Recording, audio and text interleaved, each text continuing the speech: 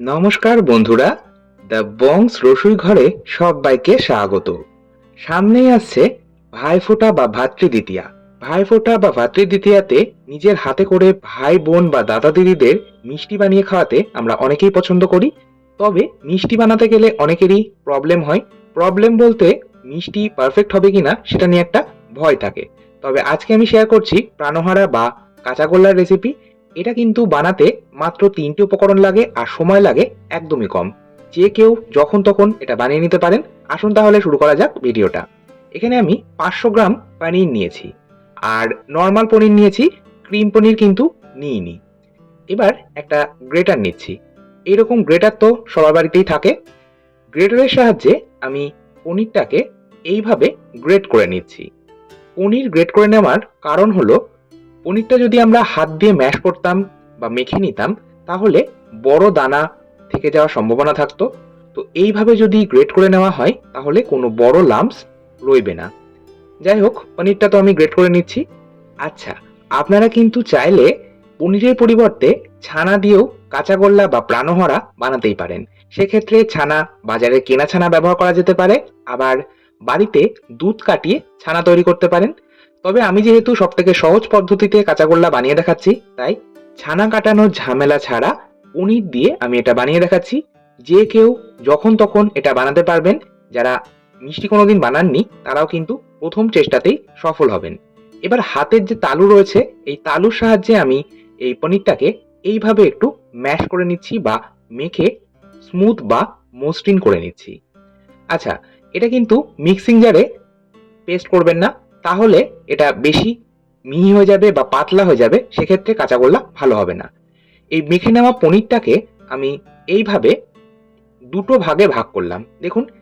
তবে এই মেখে নেওয়া ছানার যে দুটো ভাগ করেছি, একটাতে আমি রেখেছি বেশি পরিমাণে আর একটাতে রেখেছি কম পরিমাণে। এই মোটামুটি 80% আর 20% ছানাটাকে ভাগ করেছি। একটা কড়াইয়ের মধ্যে এই বেশি পরিমাণে অর্থাৎ 80% রাখা ছানাটা নিয়ে নিলাম, আর কম পরিমাণে রাখা ছানাটা আমি সাইডে সরিয়ে রাখলাম, ওটা পরে আমাদের কাজে লাগবে। দেখুন, এই বেশি পরিমাণে যে ছানাটা নিলাম অর্থাৎ 80% যে ছানাটা নিয়েছি, ওর মধ্যে দিয়ে দিলাম হাফ কাপ গুঁড়ো দুধ। যে কোনো কোম্পানির গুঁড়ো দুধ ব্যবহার করা যেতে পারে। আর ওজন হিসেবে বললে এখানে ১০০ গ্রাম গুঁড়ো দুধ রয়েছে। আর যদি আপনারা চায়ের কাপ মেপে নেন, সেক্ষেত্রে ছোট চায়ের কাপের ১ কাপ গুঁড়ো দুধ এখানে রয়েছে। এরই মধ্যে দিয়ে দিলাম ১ চা চামচ ঘি। ঘি কিন্তু অতিরিক্ত ব্যবহার করার প্রয়োজন নেই। আর ঘিয়ের পরিবর্তে আপনারা কিন্তু কখনোই তেল বা বাটার একেবারে ব্যবহার করবেন না, তাহলে মিষ্টির স্বাদ একদমই খারাপ হয়ে যাবে। এবার আমি এই সমস্তটা ভালো করে মিশিয়ে নিলাম। মিশিয়ে নেওয়ার পর দিয়ে দিচ্ছি 1/4 কাপ অর্থাৎ ৪ টেবিল চামচ পরিমাণে চিনি। আর এখানে কিন্তু গুঁড়ো চিনি বা পাউডার সুগার ব্যবহার করার প্রয়োজন নেই। দানা চিনি ব্যবহার করলে যারা প্রথমবার বানাচ্ছেন তাদের বুঝতে সুবিধা হবে ছানার মধ্যে পাকটা সঠিকভাবে এসছে নাকি। আচ্ছা, আমি এবার এই মিশিয়ে নেওয়া ছানা, গুঁড়ো দুধ আর চিনির মিশ্রণটা বসিয়ে দিলাম ওভেনে। গ্যাস ওভেনটা আমি লো টু মিডিয়ামে রেখে এবার এটা ৩ থেকে ৪ মিনিট পাক আসা পর্যন্ত জাল দেব। আর আরেকটা কথা আমি আপনাদের সাথে শেয়ার করব, আপনারা এতে কিন্তু কনডেন্স মিল্ক ব্যবহার করতে পারেন। তবে কনডেন্স মিল্ক যেহেতু সব সময় সবার কাছে অ্যাভেলেবেল থাকে না, তাই আমি গুঁড়ো দুধ আর দানা চিনি ব্যবহার করে কাঁচাগোল্লা বানিয়ে দেখাচ্ছি। আর এখানে আমি 1/4 কাপ অর্থাৎ ৪ টেবিল চামচ চিনি ব্যবহার করেছি। আপনারা মিষ্টিটা বাড়িয়ে দিতে পারেন স্বাদ মতন, তবে কাঁচাগোল্লা কিন্তু খুব বেশি মিষ্টি ভালো লাগে না। আমি যে পরিমাণটা ব্যবহার করেছি চিনির, সেটা কিন্তু সঠিক পরিমাণ।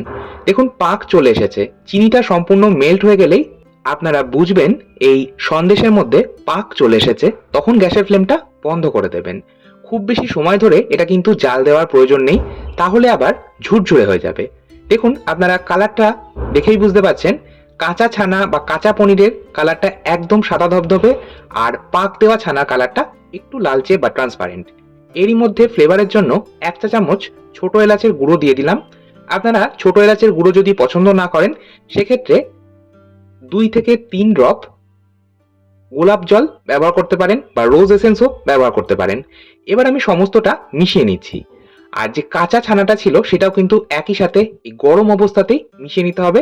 ঠান্ডা হয়ে গেলে মেশানো যাবে না বা ভালো মতন মিশবে না। এই যে কাঁচা ছানাটা আমরা মেশালাম, এই জন্যই এর নাম কাঁচাগোল্লা। একটা কাঁচা ছানার হালকা ফ্লেভার থাকবে, আবার একটা সন্দেশেরও ফ্লেভার থাকবে।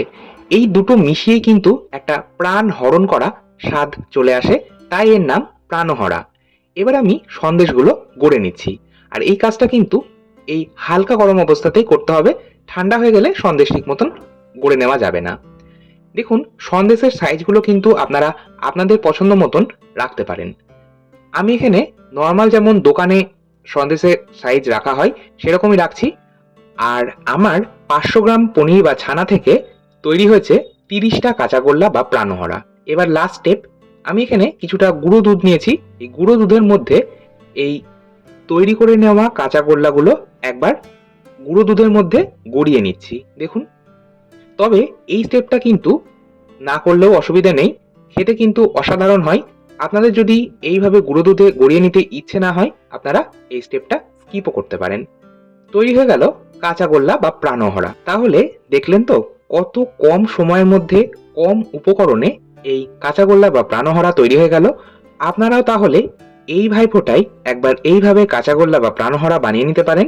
যারা প্রথমবার মিষ্টি বানাবেন ভাবছেন তারা কিন্তু অবশ্যই এই রেসিপিটা ট্রাই করতেই পারেন। এছাড়াও বাড়িতে যদি কোনো গেস্ট এসে থাকেন, আপনারা নিজের হাতে এই প্রাণহরা বানিয়ে পরিবেশন করতে পারেন।